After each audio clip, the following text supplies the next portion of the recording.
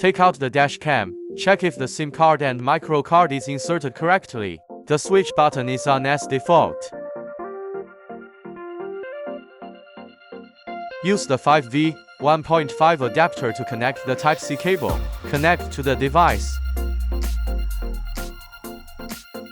After power on, the left working indicator will turn from red to solid blue, which means the device is in configuration mode. Voice prompt: the camera is now ready to begin pairing. The camera is now ready to begin pairing. The right 4G signal indicator will blink to search for signal. Solid 4G signal light means this device has successfully connected to the 4G signal.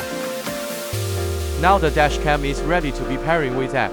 Open the YBOX and click Add a device. The device is found and click OK to go on.